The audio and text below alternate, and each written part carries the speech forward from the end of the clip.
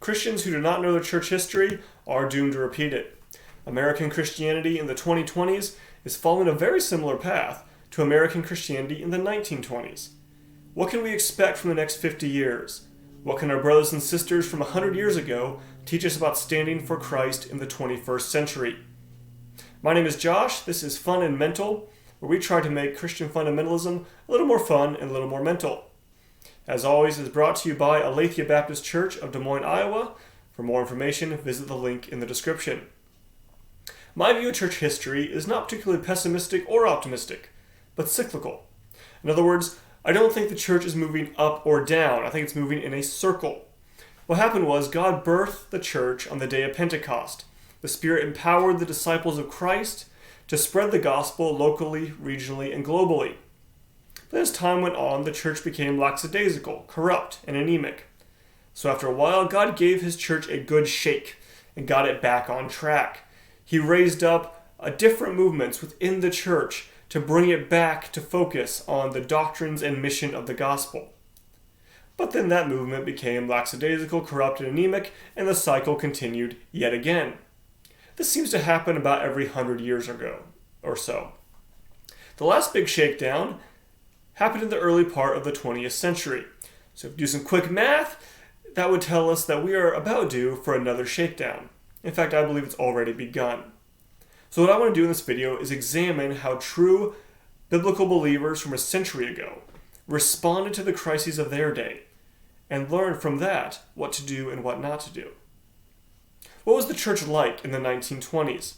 Well, it was a very interesting time in church history. There was the rise of modernity.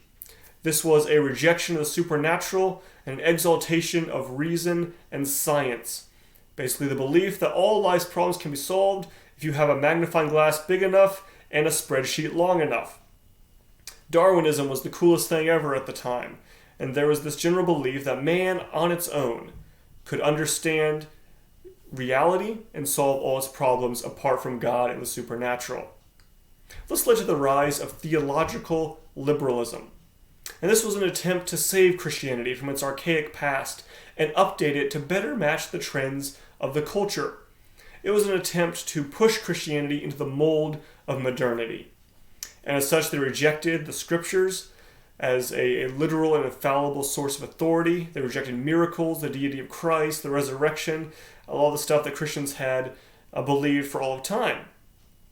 Liberalism, on some level, had infiltrated every single denomination in North America.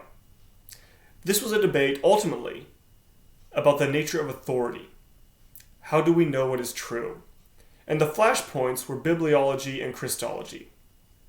What happened was every denomination got split into three basic camps. One was the liberals. These are the people I just described, who wanted to make Christianity more modern. Then there were indifferentists. These were genuine believers, in some cases very godly men and women, but were content to tolerate liberalism within their churches and denominations. They just want everyone to get along. And then lastly, you had the militants. These are people who not only believed in the fundamentals of the gospel, but were willing to fight for it. And I really don't think any denomination came out unscathed from this battle. By the time we get to the 1930s, hardly any Christian institution in North America existed the same way it had in the 1910s. Either the liberals had been pushed out, or the militants had been pushed out, or they'd kind of both parted ways of their own accord. The big losers were the indifferentists, because by the end of the early part of the 20th century, this vision for getting along just wasn't on the table anymore. It was no longer an option. So what's the church look like in the 2020s? Well, the parallels, I think, are striking.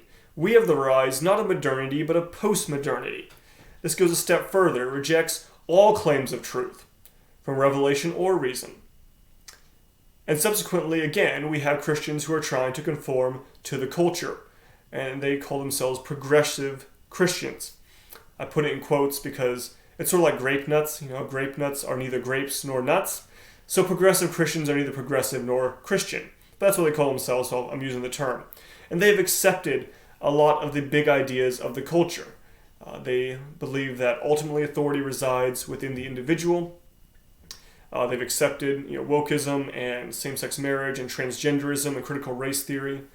And there are several versions of this as well that are creeping into even conservative Christian circles.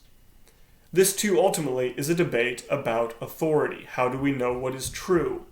In progressive Christianity, the ultimate authority is not God or his word, but the individual. The flashpoints are different than they were 100 years ago. It's now more about anthropology, the nature of sexuality, men and women, race, ethnicity, those sorts of things. But the root issue is the same. How do we know what is true? And again, nearly every denomination in North America is divided into three groups. You have the progressives, the people I just described. You have the indifferentist, poor guys just want to get along. And then you have the militants, those who are fighting for truth, beauty, and goodness.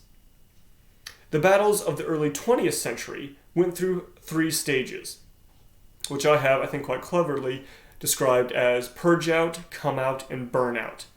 A purge out was the early stage of this conflict, where they were still fighting over their institutions, and the conservatives wanted to try to hang on to the denominations, churches, and schools that they had built over the last few years.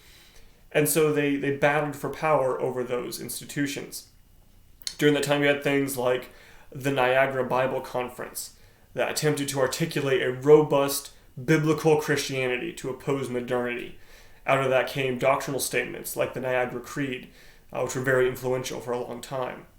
You had statements like the fundamentals, which may be where we get the term fundamentalist. There's debate on that. But this was a very extensive work contributed to by some of the greatest minds in Christianity at that time. You guys like B.B. Warfield, C.I. Scofield, Charles Spurgeon's son, R.A. Torrey, people who actually disagreed on quite a bit, but believed in the fundamentals and wanted to articulate it in a clear way. It was also a time of sort of refiguring out the lines and the teams. People began to realize that they actually had more in common with fundamentalists in different denominations than they had with people who were nominally in the same tribe as them but rejected the fundamentals. So that was purge out. You then had come out. Basically, the purge out operation failed. The liberals primarily won and took over the institutions, and so the militants, the true believers, had to create alternative structures. So they planted new churches, built new mission agencies, started new colleges, institutions like Moody Bible Institute and Omaha Baptist Bible Institute, which later moved to Ankeny, Iowa, and became Faith Baptist Bible College. You also had new associations to sort of be alternatives to the apostate denominations.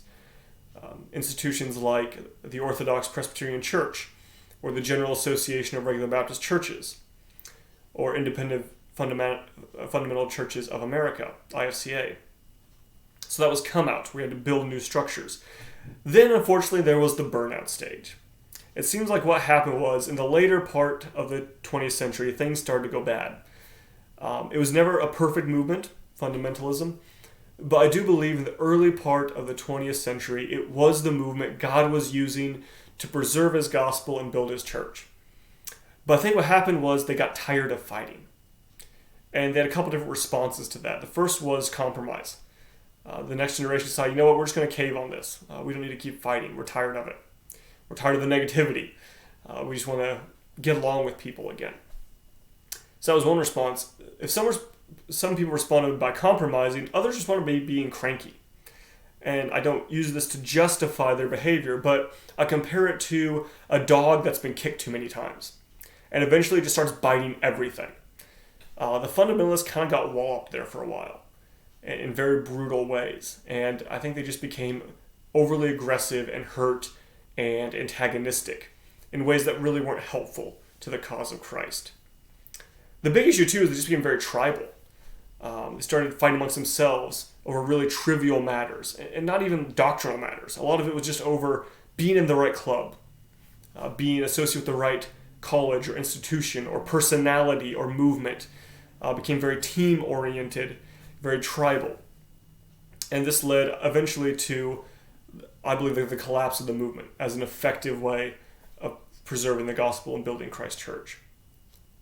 So this leads us to our day. What does Christianity look like in the 2020s? For the most part, we appear to be still in the purge-out stage. In most cases, the fight over the institutions is still going on. The jury's still out over who's going to win. A good example of this is the Southern Baptist Convention. Okay, if you want to know what to expect in the next 5 or 10 years, look at what's going on in the SBC. And I think those fights are going to start spreading to other institutions as well. For some, the come-out stage has begun. If you look at this in the not-so-united United Methodist Church, which is splitting into 2 or 3 or 4, whatever they decide on, factions, because they just can't get along anymore. And we are going to have to start thinking about that. When do we need to come out of these institutions? I think it would be really fantastic if we could avoid the burnout stage altogether. And we'll talk more about that in just a little bit. We have to keep fighting with love and grace and chivalry and become neither compromisers nor cranks. So what's the takeaway from this? What can we learn about standing for Christ in the 21st century by looking at how people stood for Christ in the 20th century? First, we need to recognize the fight is on. We are in one of those eras of church history that will decide the fate of generations to come. That is both sobering and exciting. I think we all need to get our game face on here because this is a big deal. I think another takeaway is that those who capitulate with the culture have to keep capitulating. Okay, remember the liberals were supposed to be the coolest, hottest thing. They were going to save Christianity from the past and build this whole new reborn Christianity. The problem is modernism is now passé. It stopped being cool a long time ago. The mainline denominations are dying. People say that fundamentalism has failed, which might be true on some level, but we're doing better than the institutions we left 100 years ago. Those big empty cathedrals in downtown and rural America that you drive past, those are the liberal denominations that are falling apart. And now the progressive Christianity, they have to keep morphing into something new. If you're always trying to impress the cool kids, you have to keep changing all the time. Remember the emergent church? No one's talking about that anymore because it's not a thing. It's just morphed into something else. And progressive Christianity will have to keep changing in order to fit in with the culture. It's a losing proposition. You can never build anything positive that way. Another takeaway, and I say this graciously, indifferentism is for losers. Okay, I totally get the desire to get along. Okay, and we should, as much as lies within us, live peaceably with all men. But not at all cost. And those who do make an idol out of getting along will always lose.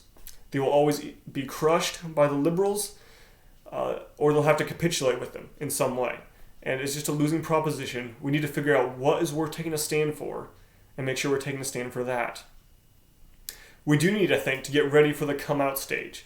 We do need to start building alternative structures by which we can advance the gospel without being dependent on apostate institutions. And that's something we're all going to take seriously. We're all going to make wise alliances too. I do think the sides are shifting yet again. And we're all going to have to make sure that we ally ourselves with good, godly Christians, and not just the people who happen to be in our tribe.